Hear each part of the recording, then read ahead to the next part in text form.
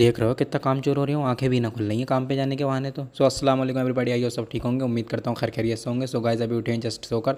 सबसे पहले चलते हैं, कर लेते हैं हम नाश्ता।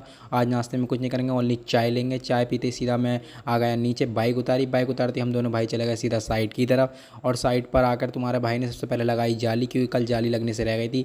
तो आज दिन है दूसरा दिन का हमारी। तो जाली लगते ही सीधा मैं आ गया भाई नीचे। बहुत ज़्यादा गर्मी लग रही थी मुझे, तो मैं सीधा आके खड़ा हो गया पंखे के नीचे। देख रहे हो कितना सुकून मिलता है। तो सीधा इतने बोर्ड लगाना था जाली में, खड़े होकर नहीं है, तो मैंने नीचे चला गया। और देख रहे हो किस कदर सफाई हो रही है नीचे। बोर्ड बोर्ड काट के सीधा तुम्हारे भाई ने लगा दी, इसकी सारी खड़े सीलिंग की खड़े लगा के तुम्हारे भाई को लगी भूख। 12:30 बजे भूख लग गई। तो तुम्हारा भाई बचपन से है, तुम्हें मालूम ही। तो सीधा चला गया भाई गाड़ी उठा के सीधा अपने घर। घर आते ही देखा तो लग चुका था हमारा दस्तरखान। दस्तरखान पे भैया दाल के साथ साथ थी हमारा स्टू बना हुआ।